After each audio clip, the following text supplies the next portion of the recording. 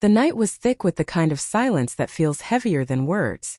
I had just poured myself a drink in the dim light of our living room when my father-in-law, Gerald, tapped me on the shoulder. "Can we talk for a minute?" he asked, his voice unusually low, almost shaky. I nodded, thinking it was about something trivial, maybe the renovations he'd been nagging my wife about. But the way he looked at me, with that subtle tremor in his hands and the shadow in his eyes, set my stomach twisting. We stepped out onto the small patio. The city lights shimmered in the distance, but I barely noticed them. Gerald's eyes avoided mine, darting to the ground like he was carrying a secret too heavy to hold. "Are you prepared for a divorce?" he asked, his voice breaking slightly. I blinked. My brain stalled. What are you talking about?" I managed, feeling a sudden cold numbness spread from my chest down to my toes. He sighed, the kind of sigh that carries years of disappointment and fear. "I didn't want you to find out this way. I wanted to protect you. But I think you need to know the truth." "Know what truth?" I pressed, my voice tighter than I realized. My heart pounded, the room spinning in a blur of confusion and disbelief. Gerald hesitated. Finally, he whispered, "Your wife, she's been seeing someone else." The world seemed to tilt. I gripped the railing until my knuckles turned white. "No, that's impossible," I said, though a tiny terrified part of me wondered if it wasn't. "I wish it were," he said quietly. "I saw messages. I didn't mean to, but I couldn't ignore it. I tried talking to her, but she's careful.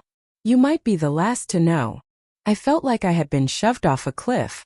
Images flashed through my mind. Dinners she had worked late at, nights she said she was visiting her friend, the way her phone always seemed a little too close when I was around.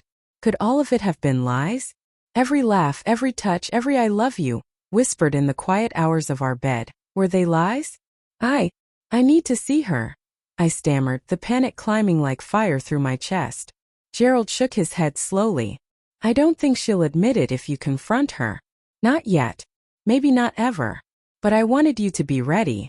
Don't let her manipulate you like I think she has me." I left him there on the patio, swallowed by the shadows. I stumbled into our bedroom, half hoping, half dreading that she would be there. And she was. Sitting on the edge of the bed, her hands wrapped tightly around her knees, her face pale under the lamplight. "Hey," she said softly, but I could hear the tremor in her voice. I closed the door behind me and leaned against it, trying to gather words, trying to find a balance between the rage and the heartbreak that threatened to split me in two. "We need to talk," I said, my voice quieter than I intended but somehow firmer than my shaking hands suggested.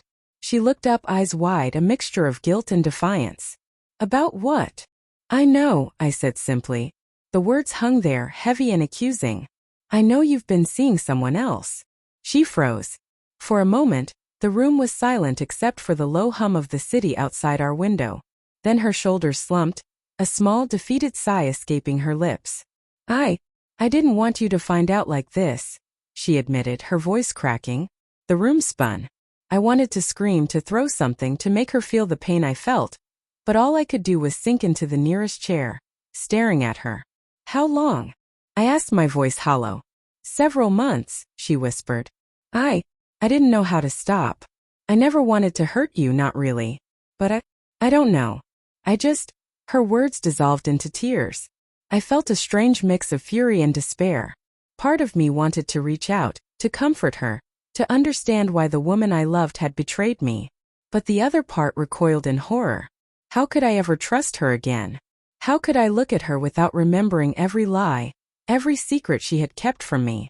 I stood abruptly. "You know what this means, right?" I said, my voice rising, trembling with the force of my emotions. "This isn't just about us anymore. You've destroyed everything we built together." "I know," she sobbed. "I'm so sorry. I wish I could take it back." "I don't know if sorry is enough," I said. The words were bitter, laced with a pain I had never known could feel so sharp. "I loved you. I trusted you. And you just threw it all away." She reached for me, but I stepped back. Don't touch me. Not until I know if I can ever forgive you." The following days were a haze. Conversations were filled with tense silences, accusations, and attempts at explanations that felt hollow. Every shared glance carried the weight of betrayal, and every knock at the door made my heart race with dread. I slept little, ate less, and found myself wandering the apartment, haunted by the echo of what I once believed was unbreakable love. It wasn't just about her affair. It was about the loss of trust, the shattering of the life I thought we shared. Gerald's words replayed in my head. Don't let her manipulate you. I realized now how careful she had been, how precise, how calculated. The more I thought, the more the puzzle pieces fit together, painting a picture of deception I hadn't wanted to see. One evening, I confronted her again, this time armed with evidence I had discovered on her phone, messages, pictures, times, dates. She didn't deny it. She simply stared, her tears drying, her face pale but resolute. I didn't want it to come to this, she said quietly. I shook my head. It's too late for that. I don't know if I can ever forgive you, or if I even want to. The silence that followed was deafening. Outside, the city lights blinked indifferently, as though mocking our small, shattered world. I realized then that love, once broken in this way, could never return to its original form. Could be reshaped, yes, but it would always carry the scars. Weeks later, I packed a bag. I didn't tell her when I would leave, or if I would ever come back. Gerald helped me, silently, offering support without words, as though he had known all along that this was inevitable. I drove away that night, headlights cutting through the dark, feeling both lost and strangely liberated. I didn't know what the future held. Whether I would find love again, whether I would trust someone else without fear. But I knew one thing. I couldn't stay in a life built on lies. Betrayal, I realized, leaves a mark, but it also offers clarity.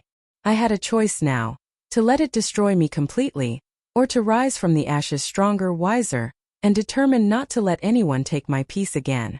I took a deep breath, gripping the steering wheel until my knuckles ached, and whispered to myself, I will survive this. Somehow I will. And as the city disappeared behind me, I made a silent vow. I would rebuild. Slowly, carefully, brick by brick, until the betrayal no longer defined me. Help me hit 5K subscribers.